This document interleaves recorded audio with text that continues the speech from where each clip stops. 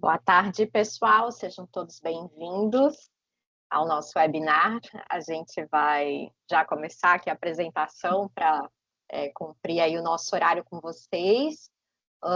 Esse é meu primeiro webinar aqui da eComply. Então, hoje a gente vai falar sobre proteção de dados nas relações de trabalho, né? Um tema que está bem em alta. Eu sou a Caroline, trabalho aqui como consultora de marketing da eComply, e hoje a gente vai ter essa conversa super relevante, né, para quem atua com privacidade de dados, recursos humanos e conformidade. A nossa convidada especial é a Jéssica Rocha, advogada sênior de privacidade no Viseu Advogados, especialista em LGPD e práticas de governança em dados. Para aqueles que ainda não conhecem, né, a empresa, a eComply é um Software as a Service, né, com sede em Munique, na Alemanha, fundada em 2017, e desde 2020 a empresa está presente no Brasil, coincidindo aí com a LGPD. Nosso software é atualizado frequentemente, garantindo valor contínuo e serviço de excelência para os nossos clientes globalmente, né, não só no Brasil, mas também na América do Sul, Europa, Ásia e África. A eComply automatiza e simplifica as tarefas diárias de proteção de dados, permitindo que você, sua equipe, seus clientes dediquem mais tempo às atividades, né, que exigem realmente um toque humano, como consultoria, suporte, treinamento, pareceres legais e prospecção de novos clientes, deixando a burocracia, né, e a parte aí mais burocrática realmente com a empresa. Bom, então, falando um pouquinho da nossa convidada, a Jéssica Rocha, advogada sênior de privacidade e proteção de dados no Viseu Advogados, como eu falei, bacharel e mestre em Direito pela Universidade Federal de Minas Gerais, internacionalmente certificada como DPO pela International Association of Privacy Professionals, especialista em Direito Digital do Trabalho, Compliance Trabalhista e LGPD. Também é autora de capítulos de livros jurídicos, pesquisadora do Grupo de Estudos em Direito e Tecnologia da UFMG e membro efetivo da Comissão de Proteção de Dados da UB de Minas Gerais. Então, ao longo da sessão, eu já vou passar a palavra para a Jéssica, a gente vai explorar aqui questões como lidar com o consentimento na coleta de dados de colaboradores, cuidados em recrutamento e seleção, os impactos da inteligência artificial nos processos de RH, né, que hoje praticamente tudo tem aí a inteligência, gestão algorítmica no ambiente de trabalho, e também vamos ver casos reais, que a gente conhece do mercado, que trouxeram aprendizados importantes. Então, quem tiver qualquer dúvida ou questão também pode ir mandando no chat, ou no final, né, tirar aí já a dúvida direto com a Jéssica, que ninguém melhor do que ela para responder vocês. Então, muito obrigada pela presença de todos. Eu passo aí a palavra para a nossa convidada. Boa tarde, pessoal. Muito obrigada, Carol, pela apresentação. Agradeço também pelo convite. Estou super feliz de estar aqui com vocês hoje, falando sobre um tema que acho que a gente não pode ter favoritos, né? A gente tem que trabalhar com tudo, mas esse eu acho que eu posso falar que realmente é o meu tema favorito em privacidade e proteção de dados. As minhas especializações são muito relacionadas a isso.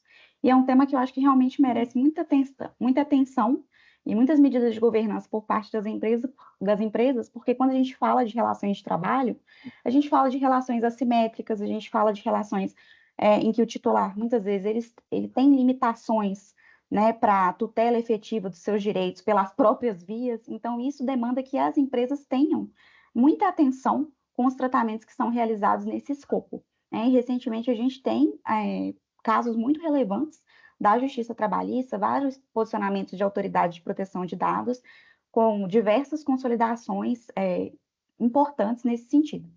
Trouxe algumas para vocês aqui hoje e a gente vai discutir melhor cada uma delas. Bom, como a Carol já introduziu, os tópicos centrais da apresentação realmente estão ali relacionados aos limites do consentimento para tratamento de dados de colaboradores, o limite na coleta desses dados para fins de recrutamento e seleção, os riscos no uso da IA para fins de recrutamento e seleção e alguns aspectos importantes que a gente deve observar para fins de gestão algorítmica, que é o uso da IA para gerenciamento de trabalhadores. Bom, acho que para a gente fazer uma retomada aqui, partir todo mundo do mesmo ponto, eu acho que os participantes, na grande maioria, devem ter algum contato com o segmento jurídico, ou se não, até propriamente advogados, mas eu acho que isso aqui vale a pena a gente retomar para passar todo mundo da mesma página. Quais que são as garantias jurídicas que estão aqui envolvidas para a gente nesse contexto? Então, primeiramente, o direito à não discriminação, que não é um direito que a gente tem aí só pela LGPD, é um direito que ele é constitucionalmente assegurado, ele é assegurado por diversas convenções internacionais das quais o Brasil é signatário. Então, essa questão da discriminação, e a gente vai ver isso está muito relacionado aos riscos da IA, é algo que a gente tem que empenhar medidas de governança para evitar, para resguardar esse direito mesmo à igualdade. A gente tem direitos ainda mais específicos nesse sentido, que são relacionados à igualdade de oportunidades em matéria de ocupação e emprego, convenções específicas sobre isso, também relacionadas a disposições da Constituição Federal, a vedação a tratamentos discriminatórios de dados pela LGPD. Temos aqui muito relacionado à legislação de privacidade, o direito à autodeterminação informativa, que é realmente esse controle que o titular deve ter e essa ciência que ele deve ter sobre o que é feito com as suas informações, né? A proporcionalidade, a minimização dessas informações em todos os casos. O direito que essas pessoas têm de ter um consentimento livre e informado. Então, isso é algo que a gente vai se aprofundar, mas vale a pena a gente já dar uma pincelada, porque a LGPD, ela traz para a gente um consentimento que é qualificado, né? E muitas vezes as empresas, elas têm uma percepção de que se a gente pegar o consentimento do titular, de qualquer forma e para qualquer coisa, tá tudo bem, afinal de contas ele consentiu. Mas não é assim, né? A gente tem que lembrar que a gente tem particularidades do contexto que muitas vezes vão fazer com que esse consentimento ou não seja livre ou não seja devidamente informado, ou seja, a pessoa estava numa posição de assimetria, de vulnerabilidade, não poderia consentir livremente, ou não tinha todas as informações que ela precisava para dar um consentimento efetivamente informado. Isso é um direito do titular de dados pela LGPD. A gente tem também o direito à revisão de decisões automatizadas tratadas com base em dados pessoais, ou seja, quando a gente usar a IA para tomar decisões sobre indivíduos com base no tratamento das suas informações, os indivíduos têm o direito de solicitar a revisão dessas decisões, entender o critério, né, quais são os critérios que levaram àquela decisão. Temos também o direito à dignidade e à integridade psicossocial, especialmente relacionado a ambientes laborais, e o direito à reparação dos danos causados. E aí a gente já tinha pelo Código Civil, mas a LGPD dá uma reforçada nisso com relação aos agentes de tratamento. Bom, passando aqui para o nosso primeiro tópico, que seria realmente o limite do consentimento para tratamento de dados de colaboradores. Eu entendi que esse seria, estrategicamente, um ponto legal para a gente falar no início, porque esse ponto ele traz para a gente várias particularidades, né, das relações de trabalho em confluência ali com as normas de proteção de dados. Então, os motivos desse limite estão muito relacionados às próprias particularidades das relações de trabalho. Então, como a gente tem aqui uma relação assimétrica, e aí a gente vê pela CLT, por exemplo, a questão da dependência econômica, da subordinação jurídica, a gente tem partes que não necessariamente, que muitas vezes não estão em igualdade, né, em paridade para consentir, para deliberar sobre alguma coisa, e é por isso que o titular muitas vezes não tem o seu consentimento livre. E nesse caso, como a gente também está falando de recrutamento, uma coisa que vale frisar é que, tudo bem, quando a gente fala de recrutamento, a gente fala de um candidato, e um candidato, muitas vezes, ele não está vinculado à empresa de uma maneira subordinada, né? Ele ainda não integra a estrutura daquela empresa hierárquica, mas ele é uma pessoa que vive do produto do seu trabalho e que precisa se enquadrar no mercado de trabalho, né? Então, ele também é um titular ali no contexto das relações de trabalho e que também tem alguma vulnerabilidade e também está numa relação assimétrica que compromete o seu consentimento. Então, o que a gente tira de tudo isso que a gente focou bastante aqui nessa primeira parte? O consentimento, que é uma base legal prevista ali tanto no artigo 7º quanto no 11º, nas relações, especialmente, né, nas relações de trabalho, ele é muito residual, né? E quando a gente entende que a gente pode usar isso de uma maneira um pouquinho mais segura, seria nos casos em que a gente está tratando de elementos totalmente facultativos, benefícios, atividades que o titular pode totalmente se recusar a participar ou revogar o seu consentimento sem qualquer tipo de retaliação, prejuízo, né, de qualquer receio. Então, em casos muito residuais como esse, o consentimento ele fica um pouquinho mais sólido, mas via de regra é uma base que a gente usa pouco em relações de trabalho.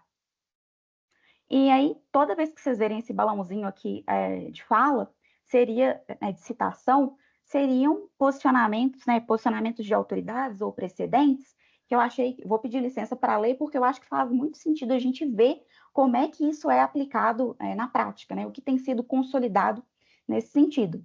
E essas mãozinhas de clique, elas levam ao material que eu estou referenciando. Então, quem tiver interesse de receber o material, tem meu e-mail no primeiro e no último slide. Qualquer coisa a Carol também passa para vocês.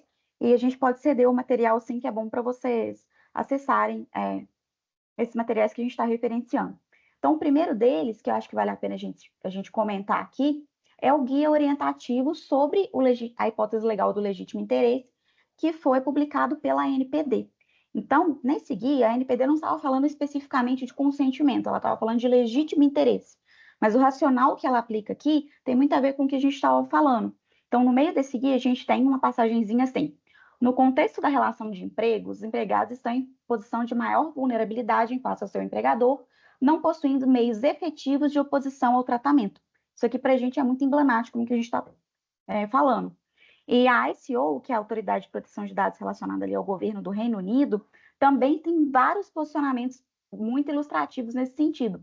Então, um deles aqui para a gente está traduzido, mas na mãozinha vocês conseguem acessar o documento original, diz assim: uma pessoa deve dar o seu consentimento livremente para que ele seja válido. Isso significa que o consentimento geralmente não é apropriado em um contexto de emprego, devido ao desequilíbrio de poder entre você, os empregadores, né, e seus trabalhadores.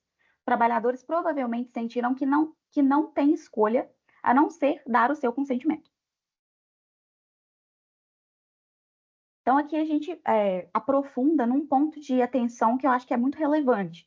A gente vê uma confusão ali entre transparência e consentimento que muitas vezes desorienta as medidas de governança que são aplicáveis ali naqueles casos. Então, o que eu quero dizer é o seguinte: é bom a gente compreender o que é cada instituto para a gente direcionar certinho as medidas. A transparência, ela é um princípio da Lei Geral de Proteção de Dados. Isso significa que em todos os casos ela tem que ser seguida. O consentimento, ele é só uma das bases de tratamento.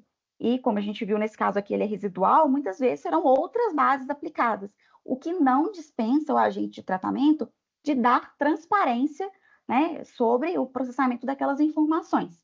E como é que a gente dá essa transparência, né? Então, acho que um ponto aqui relevante, relacionado ao tópico do recrutamento, seria que várias empresas, a gente já tem notado isso, elaboram avisos de privacidade específicos para candidatos. Porque tem um aviso de privacidade lá geral do site, né, também conhecido por política de privacidade, e muitas vezes esse documento ele abrange assim diversas categorias de titulares, só que os candidatos eles passam por tratamentos massivos de informações, diversas etapas de processo seletivo, né? Então, muitas vezes as empresas optam até por separar e fazer um específico explicando todos os tratamentos de dados pessoais que ocorrem em âmbito de recrutamento. E é interessante porque, para esse conteúdo se tornar mais acessível, muitas vezes também são aplicadas técnicas de visual law, de legal design, para a pessoa realmente entender o que está sendo feito ali. Né? Então, como dar transparência? Iniciativas nesse sentido ajudam muito na transparência. E quais são os elementos que devem ser abordados ali? Então, pelo menos, a finalidade, né? Abordar para que aquelas informações são tratadas, com quais instituições aquelas informações são compartilhadas, aí, incluindo plataformas de RH, empresas de consultoria, o tempo de retenção daquelas informações, isso aí tem que incluir também aquelas hipóteses em que os currículos são mantidos no banco de dados para fins de futuras oportunidades, para fins de banco de talento. Então, se isso é uma prática, isso também deve constar. É uma prática que a gente vê comum de mercado, manter por 6 meses, manter por 1 ano, porque se surgir uma oportunidade parecida, a pessoa é contatada. Muito mais do que isso é complicado, porque às vezes a pessoa já se atualizou, já se aperfeiçoou em alguma competência, né, já fez uma especialização, atingiu um outro nível em determinado idioma e o currículo dela antigo está ali, às vezes até prejudicando que ela alcance determinada oportunidade de trabalho. Então, o que é meu ponto aqui? Um tópico um tópico da transparência é por quanto tempo os dados são mantidos, mas uma medida de governança com relação a isso é você também viabilizar que aqueles dados estejam adequados, atualizados, né, para que eles também não venham até prejudicar essa pessoa.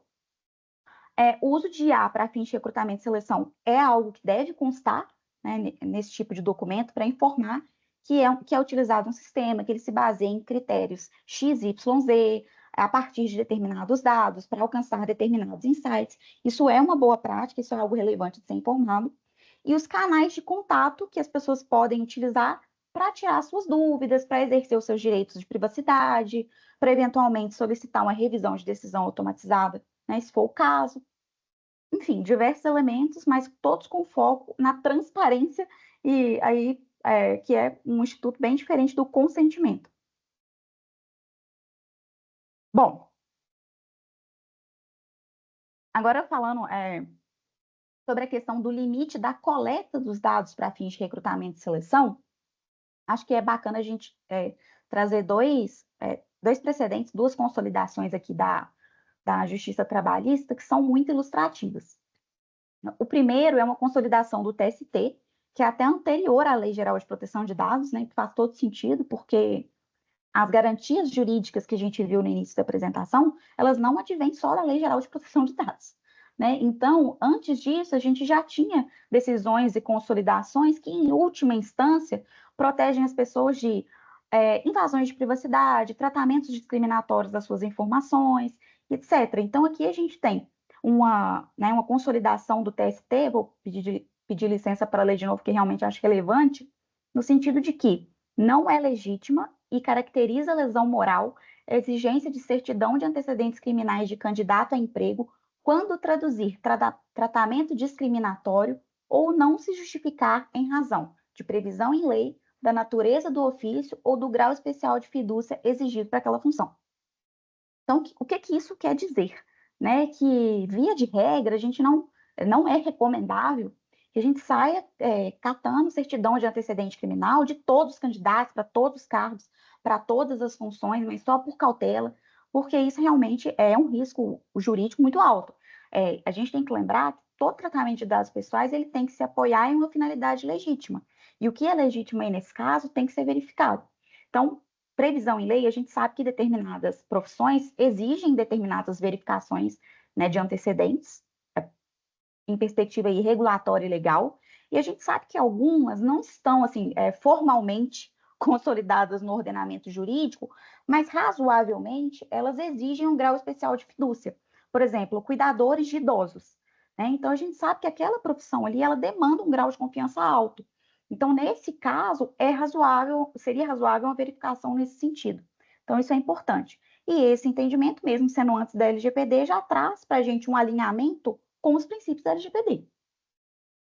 Um outro precedente que teve, né, levantou um burburinho nessas últimas semanas, pelo menos no LinkedIn, foi uma decisão do TRT15 que condenou duas empresas ao pagamento de R$200 mil a títulos de danos morais coletivos pelo tratamento irregular de dados pessoais e ainda via uma plataforma de recrutamento, amplamente utilizada no mercado, acho que líder de mercado, mas que utilizava, se valia de perguntas excessivas, né, tratamento de dados pessoais excessivos, que, em última instância, eram utilizados para os fins de recrutamento daquela empresa. Então, o que a gente vê aqui? Primeiro, o fato de a gente contratar uma empresa terceirizada, né, um software do outro para fazer algo, não significa que a empresa ela vai sair índene de algo que é utilizado para os seus objetivos de negócio. Né? Então, a gente tem ali as categorizações dos agentes de tratamento, controladores, operadores, e toda vez que uma empresa ela se colocar numa posição, né, de definir as finalidades daquele tratamento, de usar aquilo em prol dos seus objetivos de negócio, ela aumenta a sua chance de ser responsabilizada ainda assim. Então, nesse caso, foi o que aconteceu, e essa plataforma de recrutamento, ela trazia questões como, tenho dificuldades para dormir, tenho variações de humor com frequência, e se a gente pensar direitinho, essas questões, né, combinadas, elas podem até inferir dados sensíveis, que são dados de saúde. Então, a gente vê aqui que é um tratamento excessivo de dados pessoais, de altíssimo risco, com a possibilidade de inferir dados sensíveis e muito pouco justificável por uma perspectiva ali de recrutamento. Então, a gente teve consequências fáticas aí, em primeira instância, nesse sentido, o processo ainda está correndo, desde a última vez que eu verifiquei. Mas quais que são as consolidações que a gente tira aqui? O consentimento, ele não supre o cumprimento dos princípios da legislação de privacidade. Então, se você está coletando mais dados do que você legitimamente precisaria para aquilo, do que razoavelmente é necessário para aquilo, para uma finalidade que precisa ser legítima, você ter o consentimento daquelas pessoas realmente não vai tornar o tratamento regular. E ainda mais numa relação entre partes que são assimétricas. Então, esse consentimento aí que ele não é válido mesmo. Aí que ele fica ainda mais frágil. E a exposição indevida dos dados sensíveis, até por perguntas que indiretamente levariam a isso, agravaram a questão aqui nesse contexto. Um ponto que gera muita dúvida é o tratamento de informações para fins de perfil comportamental. Então, o que a gente tem aqui? As empresas, muitas vezes, elas usam testes e há diversos ali, modos operantes para aferir o perfil daquele candidato e ver se o perfil dele é aderente à vaga. Só que a gente tem, assim, diferentes tipos de perfis, né? Diferentes nuances pelas quais isso pode ocorrer. Então, nem todo dado de perfil vai levar ali ao tratamento de dados sensíveis. Às vezes, o perfil que a gente tem ali são perfis comportamentais relacionados à habilidade de liderança, de comunicação, soft skills, coisas assim. E isso é totalmente razoável da gente pedir num processo seletivo mesmo. A questão é que, às vezes, a gente tem perfis que realmente vão revelar dados mais invasivos, mais intrusivos, que não são razoáveis para aquele contexto, como a gente discutiu.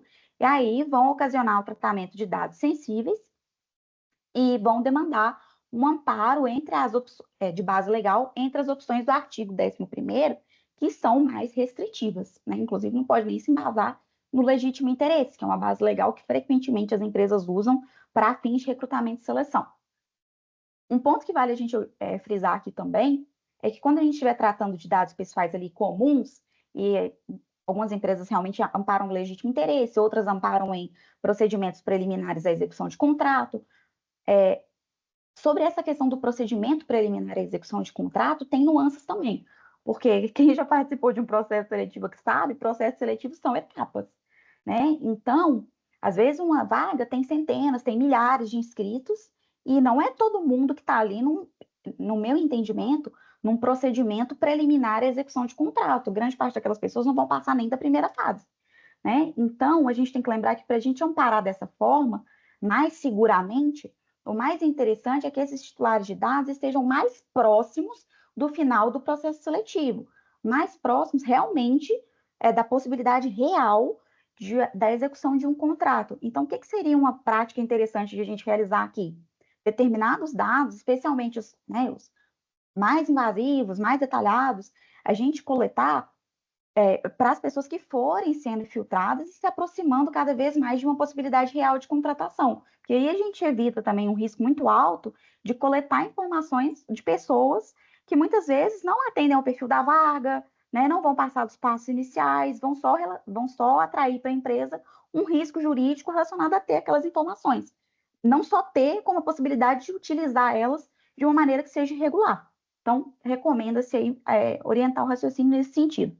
E se a gente aplicar o legítimo interesse, vale lembrar aqui que o legítimo interesse ele tem uma medida de governança importante conexa, que é o teste de balanceamento, né? Então, a gente tem que verificar, né, conduzir esse teste de balanceamento, verificar se os interesses da empresa não lesam desproporcionalmente, não lesam ou não impactam desproporcionalmente os direitos daqueles titulares de dados. É um elemento realmente bem jurídico, bem técnico, acho que não vale a pena a gente aprofundar nele aqui, mas o intuito é esse: verificar os interesses de cada parte envolvida, potenciais impactos para o titular de dados e medidas de governança destinadas a realmente atenuar aqueles impactos ali ao tolerável, né? Isso é importante. Bom, e com relação à coleta de dados pessoais sensíveis, todos aqueles pontos que a gente já falou: necessidade real, finalidade legítima, minimização e transparência que vale em qualquer caso. Trouxe aqui para a gente, só para a gente visualizar melhor, e isso aqui é um esboço mesmo, né? Porque cada processo seletivo, e cada vaga e cada empresa, ela tem as suas particularidades, né? Tanto de governança quanto regulatórias, às quais elas estão ali submetidas. E isso aqui é um esboço, mas para a gente orientar o raciocínio, o que que a gente tem aqui? Se a gente for falar de dados de perfil comportamental, especialmente aqueles que se relacionam a dados sensíveis ali, e no âmbito de recrutamento e seleção.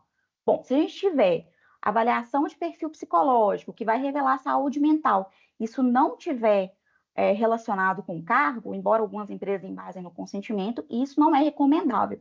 Recomendável é evitar se a gente não tem uma relação expressa ou uma justificativa ali juridicamente amparada para coletar aquela informação. Só que a gente tem alguns casos que essa avaliação psicológica ela é exigida por lei, né? Isso aí já torna o tratamento para a gente bem mais seguro, porque a gente consegue amparar ele na base legal do cumprimento de obrigação legal regulatória e fugir desse consentimento tão questionável em relações de trabalho. Só que o problema disso é que isso realmente é aplicável em pouquíssimos casos, né? Então, por exemplo, requisitos aplicáveis a piloto de avião, a vigilantes armados, né? Então, nesse caso, a gente tem um cenário um pouco mais seguro. E aí vai ser necessário apurar a legislação e a regulamentação aplicáveis.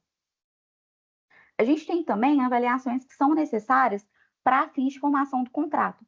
Mas aí, quem trabalha assim, mais próximo da parte jurídica e de consultoria da LGPD vai se identificar com esse ponto que as empresas elas têm uma tendência de querer amparar tudo em execução de contrato. Eu tenho um contrato com essa pessoa, então eu estou usando para execução de contrato.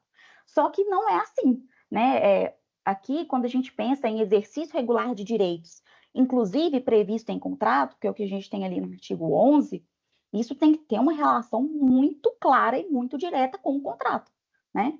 Então, por exemplo, isso vai ser aplicável para testes de controle emocional para operadores de plataforma de petróleo, pessoas que trabalham, por exemplo, em isolamento, em alta pressão, que se a gente não verificar aquelas questões ali naquele contexto, a gente tem um risco altíssimo relacionado às particularidades daquele contrato, né? E a gente tem uma outra hipótese também, que são as avaliações voltadas à proteção da vida ou à incolumidade física dos titulares e de terceiros. Então, quando que isso aqui vai acontecer, né? Que a gente vai ver isso na vida real. Então, funções de risco, por exemplo, motoristas de transporte de produtos perigosos, a gente normalmente consegue amparar dessa forma, porque amparando dessa forma, a gente consegue prevenir acidentes que estejam relacionados à instabilidade emocional, à fadiga, né? E prevenir acidentes é proteção da vida ou incolumidade física, tanto para esse titular quanto para terceiros que estão no trânsito, pedestres, outras pessoas. Então, a gente vê que, nesse caso, ficaria juridicamente amparado. Esse é um tema, assim, um dos temas acho que mais problemáticos da proteção de dados em relações de trabalho, especialmente em recrutamento e seleção, mas espero ter conseguido aqui com o quadrinho, pelo menos a gente montar uma estrutura de raciocínio com relação a essas hipóteses. Bom, agora passando especificamente para o uso de inteligência artificial em processos de recrutamento e seleção, trouxe aqui alguns pontos para a gente focar. Primeiro, os sistemas de IA que são utilizados para fins laborais, inclusive os de recrutamento e seleção, eles são taxados como sistemas de alto risco por importantes iniciativas legislativas que a gente tem hoje em IA, né? Por exemplo, o AI Act na Europa, né? E o projeto que a gente tem aqui no Brasil, PL 2338.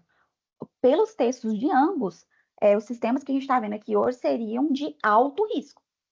E esses diplomas, eles trabalham sob uma dinâmica que a gente chama de abordagem baseada em riscos. Então, quanto mais alto é o nível da ferramenta, aqui a gente está falando do alto, mais rigorosas são as medidas de governança exigidas dos agentes que estão envolvidos na cadeia de valor daquele sistema. Aí entra os que desenvolvem, os que usam para o fim dos seus processos de recrutamento e seleção, entra quem realmente participa da cadeia de valor de alguma forma. Então, a gente vê que para usar, né, seguindo a perspectiva que o nosso ordenamento jurídico segue hoje, né, e a tramitação hoje do projeto que a gente tem hoje, são sistemas de alto risco que vão demandar medidas de governança importantes, relevantes para as instituições. E um risco que a gente tem associado à IA, e eu acho que não só aqui para fins de recrutamento e seleção, é um risco da IA, das operações de IA como um todo, seriam os riscos relacionados à discriminação algorítmica e viés algorítmicos. Ou seja, passando assim uma perspectiva técnica assim bem breve, só para a gente compreender, um sistema de IA ele tende a reproduzir discriminações que podem ser introduzidas tanto na sua programação expressa, mas na maioria das vezes não é isso que acontece, quanto nos dados que foram inseridos nele para o seu treinamento. Então, o que eu quero dizer? Muitos dos sistemas de IA que discriminam pessoas, inclusive em processos de recrutamento e seleção, não são programados para, olha, penalize candidatas mulheres, penalize pessoas negras. Eles não têm essa feature, né? Eles não têm esse atributo dessa forma, com esse tipo de penalização. O que eles têm é uma base de dados, muitas vezes, composta de 90% de pessoas brancas, né? De 95% de homens. E aí ele entende, tá, beleza, então, homens brancos, né, que você quer. Então, um sistema de IA, ele funciona com base em probabilidades. Então, quando você fornece para ele uma base de dados composta por grupos hegemônicos, a chance de ele continuar te recomendando pessoas daqueles grupos é muito alta. E é por isso que quando a gente vai treinar sistemas de IA, a gente também tem que ter muita atenção aos dados que são inseridos para o treinamento daquele sistema, né? Então, isso é muito relevante. Um dos casos mais emblemáticos que a gente teve, relacionado a uma empresa muito grande de tecnologia, em 2015, está entre as referências também da apresentação, aconteceu justamente por isso. Uma das principais empresas de tecnologia, a gente não está falando assim de uma empresa que tem dificuldade com o segmento tecnológico, é um desafio mesmo, eu acho que para todo mundo. O sistema dessa empresa foi treinado com bases de dados dos trabalhadores que passaram na instituição pelos últimos 10 anos. Só que no segmento da tecnologia, a gente tem uma presença muito marcante de candidatos de trabalhadores masculinos, né? Trabalhadores e candidatos. Tem uma presença masculina muito significativa. Então, por conta disso, esse sistema passou a penalizar currículos de mulheres, né? E até mesmo a sinalização como campeã do clube de xadrez, da competição do clube de xadrez de mulheres do ano tal. Só de identificar esse tipo de relação, a IA já ia num sentido de, acho que você não é o perfil mais relevante para o que eu estou buscando. Então, isso pode acontecer, isso acontece o tempo todo, isso acontece com empresas grandes, com empresas pequenas, isso acontece com todo mundo. É um desafio mesmo, mas é algo que, se a gente souber que isso acontece, isso já facilita da gente manter no radar as medidas para evitar, né? E eu acho que aqui um dos pontos mais relevantes é a gente destacar que não imputar dados sensíveis nas ferramentas não nos livra do risco da discriminação algorítmica. E esse assim, não vou nem chamar de equívoco, mas é uma posição que eu vejo em muitos trabalhos que eu, muito sinceramente, não concordo. Porque se a gente for analisar fria e secamente ali a legislação de privacidade, tudo bem, dados sensíveis são aqueles e são categorizados desta forma pelo potencial que eles trazem de discriminação ao seu titular. Beleza, então quando a gente for colocar dados em IA, a gente não imputa esses e vai ficar tudo bem. Só que não, porque por vários motivos. Primeiro, porque nem todos os marcadores que geram discriminação são categorizados como dados sensíveis. Isso já é um ponto que prova que isso não funciona. Então, quando a gente está falando aqui do caso da Amazon, o marcador foi gênero, né? Penalização de candidatas. Gênero não é um dado sensível pela LGPD, primeiro ponto. Segundo ponto, que a gente tem aqui a possibilidade de discriminação via proxy. Passando assim muito rapidamente por um conceito que é bem técnico, proxies, a discriminação via proxy acontece quando uma discriminação ela parte de uma variável aparentemente neutra, mas que se relaciona com características protegidas. Então, como que isso acontece? Vamos supor, a gente tem uma empresa localizada numa região nobre. E essa empresa quer buscar candidatos e favorecer via proximidade, por localização mesmo, via CEP. Só que se a gente está falando de uma região nobre, a gente vai ter uma presença maior de determinadas populações, né, raciais e étnicas, e uma presença menor de outras. E raça e etnia é um atributo protegido, mas CEP não é, entendeu? Só que no fim do dia, a gente gerou uma discriminação. Então, o que eu quero dizer aqui? Só para a gente tomar cuidado para não conduzir as nossas, né, no nosso privacy by design, não conduzir assim, não. A gente pode fazer sim, só não imputa dados sensíveis. E isso não é o que vai levar a gente ao que a gente quer. A gente tem que analisar realmente como um todo. E o risco com relação à autodeterminação informativa e ao efeito black box, autodeterminação informativa eu já passei, né, com vocês o que seria, mas o efeito black box vale a pena a gente passar agora. Traduzindo ele na caixa preta, nada mais é do que o efeito que vários sistemas de IA apresentam, que você não consegue ver o que tem dentro, né? Então, você consegue ver o que entra, o que sai, ou seja, os dados que você forneceu para ele, os atributos que você forneceu para ele, o que ele te recomendou, mas como ele chegou naquilo, né? Ninguém sabe. E isso é um problema de várias perspectivas, né? Isso é um problema por quê? Se os titulares de dados têm direito à revisão de decisões automatizadas, como é que a gente vai revisar algo que a gente não entende como é que aconteceu? Né? Isso já é um ponto. Segundo ponto, para a gente entender como aconteceu aquilo ali, a gente muitas vezes esbarra em direitos de propriedade intelectual. Segundo ponto.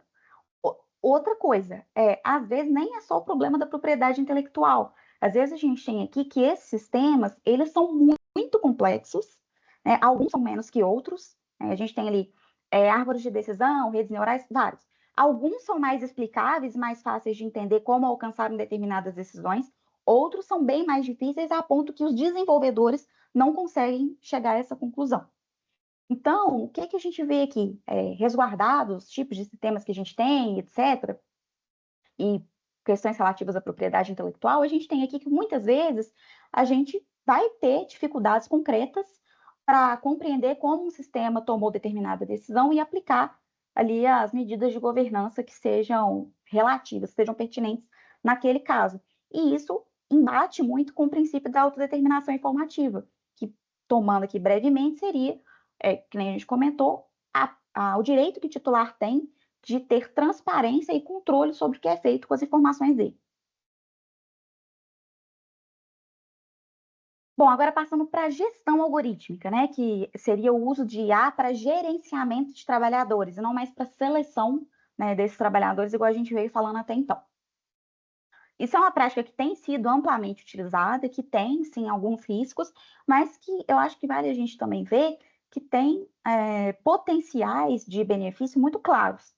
Né? Então, o que é um desafio muito grande aqui para a gente conciliar privacidade com outros temas? Eu acho que passa também pela necessidade de os profissionais de privacidade conceberem que a privacidade não é a única garantia jurídica tutelada. E a gente também tem outras garantias aqui que são importantes, que muitas vezes a gente vai ter que ponderar. Então, se a gente está falando de um ambiente de alto risco, por exemplo, uma mineradora, a gente tem que essas pessoas, além do direito de privacidade, elas têm o direito de segurança ocupacional. E que muitas vezes você saber onde essas pessoas estão, determinadas localizações, né, de equipes próximas de quais áreas de risco, até mesmo em caso que a gente tenha, né, eventuais acidentes, isso traz ganhos muito concretos em segurança ocupacional. E é isso que eu queria focar aqui com vocês. A gestão algorítmica, ela vai trazer para a gente um cenário de utilização mais segura quando ela for proporcional para alcançar finalidades legítimas e, mais ainda, para assegurar a garantia de de outros direitos que também são juridicamente tutelados. Né? E ela vai se aproximar uma zona maior de risco quando ela não for para isso, quando ela for desproporcional, quando a gente puder, a partir de outras técnicas de tratamentos menos intrusivos, alcançar as mesmas finalidades. Então, é essa régua, o termômetro de risco que a gente deve ter. Então, passando aqui brevemente pelo primeiro tópico, a gestão algorítmica está muito relacionada a riscos psicossociais e riscos de vigilância excessiva, né?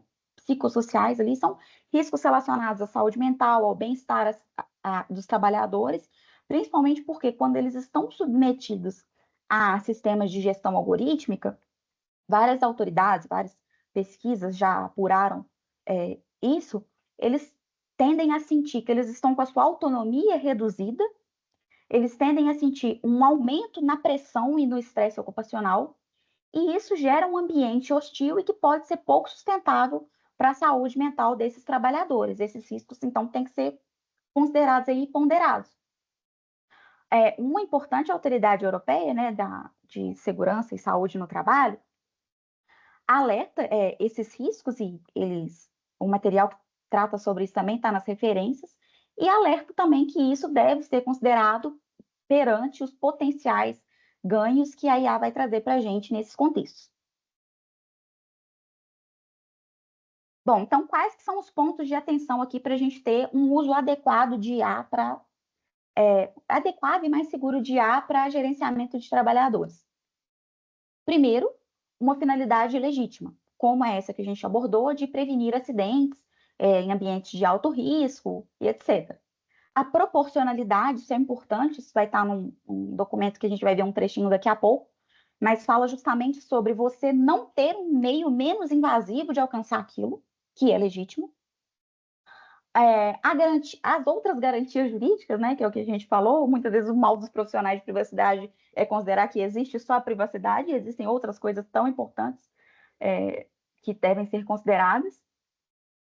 A coleta de dados também a coleta e o tratamento de dados, especialmente por gestores, também deve estar muito vinculada à finalidade daquelas informações. Então, por exemplo, se eu tenho uma gestão algorítmica de trabalhadores num ambiente de mineração, porque é um ambiente de alto risco, porque pode ter um contexto de acidente, essas pessoas têm que ser localizadas, essas pessoas não podem acessar áreas que elas não estão autorizadas a acessar. Tudo isso a gente está usando para isso, a gente não está usando para ver se ela passa muito tempo no refeitório, né? Então, isso é importante, porque quando a gente desvia a finalidade daquele tratamento, ele poderia ter um propósito super legítimo e super amparado, mas ele fica todo errado, né? Então, por isso que a gente vai, entre as medidas de governança, trazer aqui o treinamento também dos gestores, para o uso adequado e direcionado dessas informações. Aí essa parte aqui tem bastante leitura, mas eu vou tentar focar aqui nos pontos mais relevantes aqui com vocês, e a apresentação vai ser compartilhada, quem quiser acessar, os materiais estão aqui. Então, a Autoridade Nacional de Proteção de Dados, né, um dos seus guias, trouxe aqui um exemplo para a gente, no qual teve a instalação de um software para medir e rastrear a produtividade dos funcionários. Então, uma empresa utiliza a hipótese legal do legítimo interesse para justificar a utilização de um software que rastreia as atividades de empregados, incluindo o uso de webcam, registro de tudo que é digitado nos computadores corporativos. O objetivo é medir a produtividade, proporcionar meios de identificação de compartilhamentos indevidos e de informações confidenciais. Qual foi a análise que a autoridade fez nesse caso? Que especialmente nesse caso, e embora alguns elementos aqui sejam legítimos, por exemplo, identificar compartilhamentos indevidos de informações confidenciais, mas que a técnica como um todo, ela é desproporcional, né? Ela seria irregular porque ela interfere de forma excessiva e desproporcional sobre direitos e liberdades fundamentais de titulares e contraria a sua legítima expectativa. Então, é para isso que o teste de balanceamento serve, a gente ver se isso acontece ou não, né? Se tem impacto desproporcional ou não. E um elemento importante para não ter é a legítima expectativa, ou seja, aquela pessoa que está sendo monitorada, que tem os dados tratados, ela razoavelmente poderia esperar que aquilo ocorre daquela forma? Se não, já é um red flag muito grande para a gente, né? A legítima expectativa do titular não acontecer naquele caso já é um ponto de atenção. E isso conecta aqui com esse posicionamento da ICO, que é a autoridade do Reino Unido, no qual eles analisam que determinados tipos de monitoramento de trabalhadores em escritórios, em ambientes que não são de risco, empresas, etc., tendem a gerar impactos proporcionais, têm um alto grau de risco, justamente porque naquele ambiente ali a pessoa não poderia razoavelmente esperar que aquilo acontece. Mas em outros casos, por exemplo, em trabalhadores localizados dentro de minas, ele já poderia. Então, vou pedir licença para ler esse trechinho aqui, ó. Um minerador esperaria razoavelmente utilizar um dispositivo de rastreamento dentro de uma mina, Isso seria devido ao trabalho perigoso que realizam, aos riscos envolvidos, aos acidentes potenciais e à necessidade de manter o controle da sua localização dentro da mina. No entanto, um trabalhador de escritório não esperaria razoavelmente utilizar um dispositivo de rastreamento em um ambiente de escritório. Há muito menos risco para um trabalhador de escritório que um trabalhador de mina. Então, aqui para a gente fica muito claro, né, os parâmetros, quando que isso vai ter amparos mais fortes, quando vai ter amparos mais frágeis, quando a empresa se aproxima de níveis maiores de riscos por esse tipo de iniciativa, né? E esse posicionamento, eu tinha comentado com vocês, é relacionado mesmo aos efeitos potenciais da gestão algorítmica sobre trabalhadores. Então, pressão para trabalhar mais rápido, estresse ocupacional, problemas de saúde e até mesmo acidentes, né, devido a esse fator. E considerando tudo que a gente viu, o que a gente pode fazer, né? Quais que são as medidas de governança aqui? É lógico que tudo tem que ser moldado, caso a caso, verificado, etc. Mas, de um modo geral, o que a gente vê aqui como positivo? Primeiro, transparência e explicabilidade. Então, quando a gente for tratar dados pessoais, seja de colaboradores, seja de candidatos, é muito importante que as pessoas entendam como seus dados são tratados, quais são os critérios, né? Se tem métodos de oposição, como exercer, né? Então, tudo isso é importante. Métricas de equidade seriam métricas que a gente vai aplicar sobre as recomendações de sistemas de IA para a gente ver se por acaso ele está recomendando muito mais determinado grupo do que outro, né? Então, a gente tem a regra dos 4/5, por exemplo, que vai medir se determinado grupo sofre um impacto desproporcional por aquele sistema, então o sistema precisa de ajustes. A avaliação de impacto, que é um elemento típico de privacidade que a gente tem, tem os critérios gerais específicos pela NPD, mas muitas vezes em processos de recrutamento, especialmente aqueles que usam IA, a gente vai ver que os critérios vão ser bem aderentes e seria recomendável elaborar o relatório de impacto nesse caso. A intervenção humana, e essa intervenção humana aí, ela é responsável, né, quando é utilizado um sistema de IA, por garantir que um ser humano, né, que tem todo um background ético e moral, possa avaliar o que um sistema decidiu, o que um sistema recomendou. Porque essa questão da ética e da moralidade, isso não pode ser delegado à tecnologia. Isso aí vai ter que ser a gente mesmo que vai ter que fazer, porque um sistema ele não tem a capacidade de ele mesmo ser ético ou antiético, fora quem programa, fora quem treina, né? Então, a intervenção humana vai entrar ali naquele looping para verificar as decisões e recomendações dos sistemas de IA e ver se aquilo se alinha com outros valores que a gente tem resguardados na sociedade e até mesmo com outras garantias jurídicas. A minimização de dados ele vai entrar para a gente, né? Como a gente exaustivamente pontuou aqui, só coletar os dados que forem necessários, pertinentes e proporcionais para o alcance de cada propósito. As medidas de privacy by design e segurança também são muito importantes, porque como a gente está falando aqui de tecnologia, muitas vezes, antes disso ser implementado, antes disso ser feito, tem todo um processo, né, de avaliação se isso pode ser feito, sob quais medidas, com quais fornecedores, etc. E essa eu acho que é uma das etapas mais importantes, porque a gente vai estruturar todos os riscos daquela iniciativa, todas as medidas de governança que são tomadas para atenuar aqueles riscos, e ver se no final das contas aquele risco ali, residual ele é tolerável, né? Senão a iniciativa não poderia seguir, o que é muito menos ruim do que a iniciativa seguir e gerar um dano reputacional gigante para a empresa, né? Isso é muito importante. Governança e conformidade, então, ter políticas, ter regras claras para o uso desses sistemas, auditorias, guardar todas as medidas de governança, visando ali prestação de contas, responsabilização, a alocação também em bases legais adequadas, igual a gente estava falando, consentimento, interesse legítimo, tudo isso tem fragilidades que têm que ser consideradas, né? Porque quando a lei prevê que a gente tem que amparar todos os tratamentos de dados em uma base legal, ela não quer dizer que a gente vai ter que ir lá no data mapping e escrever lá uma base legal. Ela quer dizer que a base legal que estiver escrita ali, ela tem que se justificar, ela tem que se amparar, né? E a gente viu aqui que muitas vezes isso não se ampara, então a gente tem que escolher uma que se ampare e possibilitar as medidas de governança conexas para que ela realmente se ampare. E por último, treinamento e conscientização, acho que é um dos passos mais importantes, porque no fim do dia, a gente que trabalha com, né, segmento jurídico, a gente tem muita clareza né, dessas nuances mais técnicas, mas na prática aquilo ali vai ser feito por pessoas que não têm o conhecimento básico para evitar que aquilo ali tome um rumo inadequado. Então, por exemplo, a importância de você treinar os gestores para evitar desvio de finalidade naquelas ferramentas, né, no tratamento daquelas informações, treinar os colaboradores para que eles saibam também quais dados são tratados, como eles podem não ser submetidos a monitoramentos em horários de almoço, em férias, né? Então, isso também é relevante, tem que ser avaliado caso a caso.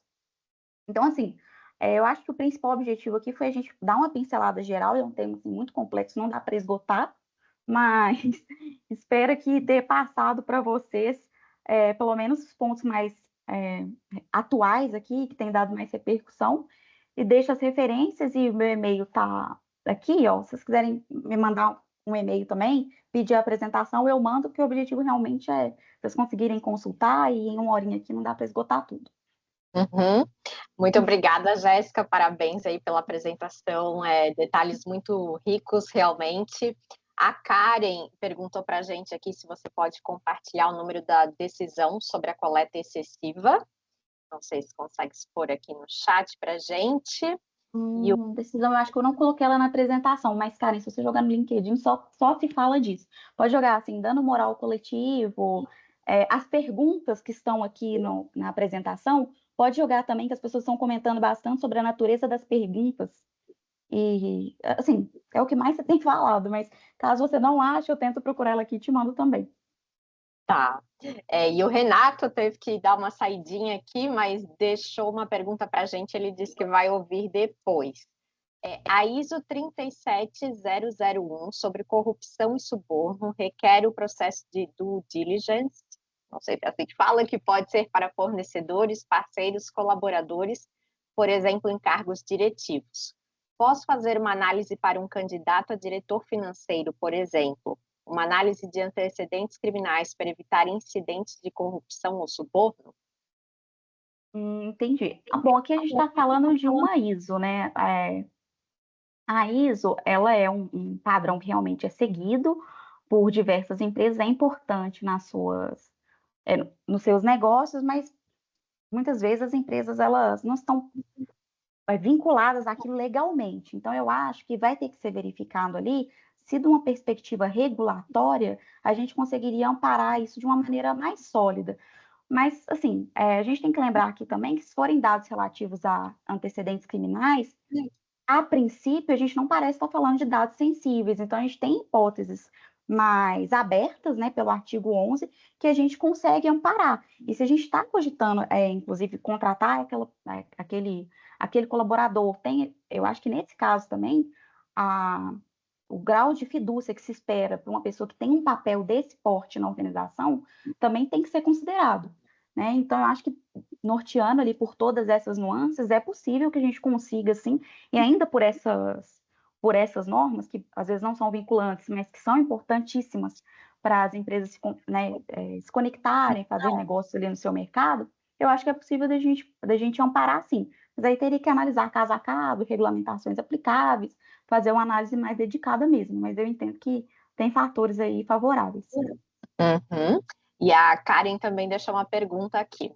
Jéssica, em sua visão, quais os problemas de nossa legislação para que os sindicatos possam colaborar na proteção de dados em uma visão coletiva de proteção? Eu acho que o problema, assim, não sei dizer se o problema, mas assim, a gente tem que considerar o seguinte: o sindicato, ele atua como um representante do trabalhador, isso vem ali constitucionalmente para a gente. Só que o titular daquelas informações, e muitas vezes a titularidade das informações, ela tem a ver com direitos de personalidade e são intransferíveis, muitas vezes é complicado você amparar que o titular, que o sindicato vai tratar aquelas informações representando o titular, né? Então, no final das contas, o que a gente vê ali, pelo menos praticado de uma maneira mais recorrente no mercado, é que não sair compartilhando, por exemplo, com os sindicatos, listas completas com nome de colaborador, com número de matrícula, com salário, e etc., e esse contato ser feito entre o sindicato e o próprio colaborador, e se o colaborador optar dessa forma, os seus dados serem compartilhados, porque o sindicato realmente ele é um representante do titular de dados, né? Ele tem esse papel constitucional, mas os dados pessoais que são relativos ao titular, à pessoa física, né? E nunca uma pessoa jurídica, uma entidade como um sindicato, ele realmente tem que seguir o princípio da autodeterminação, a ideia, né, da autodeterminação informativa, que é a pessoa ter controle, ter ciência sobre o que é feito com aquilo ali. E, infelizmente, ocorre, às vezes também, de os sindicatos quererem ter acesso a essas informações para fins diferentes dos alegados, né? E isso também é um ponto que gera risco aqui para a gente. Então, eu acho que, nesse sentido, a representação do constitucional associada a um direito de titularidade de dados pessoais, que muitas vezes não se transfere, isso gera ali para a gente uma zona de confluência que é tensa mesmo. Mas que, enfim, eu acho que pelo menos a primeira perspectiva, assim, eu acho que esses são os pontos que geram os maiores entraves nesse sentido. Muito bem. Pessoal, vou compartilhar aqui com vocês o nosso site, o nosso LinkedIn. Sigam a Jéssica também nas redes sociais. A gente vai enviar depois a gravação e a apresentação para todos. O certificado também para vocês. E quem não conseguiu acompanhar ou quiser rever depois com mais atenção, mais tempo, a gente vai deixar salvo também no nosso canal do YouTube. E muito obrigada, Jéssica, por Eu que agradeço. presente aqui, compartilhar todo esse conhecimento, né, com a gente. Eu tenho uma pergunta para ti também. Claro. E a empresa que for começar agora a se preocupar com isso, né? Digamos, Uhum. vai começar agora a ter uma política interna em relação aos dados. Quais seriam assim, os passos práticos? Por onde deve começar? Olha, eu acho que um procedimento que pode ser assim, central e muito relevante é uma política de gestão algorítmica. E aí a gente vai considerar, por exemplo, todas as medidas, a política de perdão, a política de governança algorítmica, porque aí a gente vai relacionar todas as medidas ao uso de IA relacionado às novas tecnologias que devem ser observadas quando as empresas quiserem desenvolver iniciativas nesse sentido. E eu acho que algumas coisas que tem que ter aí nessa política. Primeiro, a análise de fornecedores. Isso é muito importante. A gente envolver também com fornecedores que não estão em conformidade, que não têm medidas de segurança suficiente, muitas vezes traz riscos para as empresas que, no final do dia, muitas vezes são as controladoras desses dados, riscos muito relevantes. Então, a análise desses fornecedores é crucial. As medidas de mitigação dos principais riscos que a gente viu aqui, mitigação de discriminação algorítmica, vieses, falta de transparência sobre aquelas informações, né? Responsáveis internos que tenham um pouco mais de familiaridade com aquele assunto para conduzir aqueles processos internamente, porque é um tema novo, é um tema que tem, né, tem diversos desafios associados, então também tem que ter pessoas ali que tomem a frente daquilo, que tenham alguma autonomia e conhecimento técnico para conduzir essas medidas. Então, eu acho que formalizar algo nesse sentido é um dos principais passos e é pelo menos o que a gente já tem visto acontecer. Muito bem. Bom, pessoal, se alguém quiser também agendar uma demonstração com a gente, fica à vontade aí para entrar em contato pelas nossas redes sociais. A Ana está aqui presente também, ela que faz as demonstrações para os nossos clientes, Maurício do Vendas, e a gente fica aí aberto também a sugestões, temas que vocês quiserem ver aqui nos próximos webinars, entre em contato também e mandem aí o feedback para a gente, que é o mais importante. Muito obrigada pela participação de todos. Muito obrigada, pessoal. Obrigada, Carol, pelo convite. Foi super bacana. Imagina, um Muito bom obrigada. feriado aí e um bom restinho de semana para vocês. Tchau, Para tchau. vocês também. Tchau, tchau.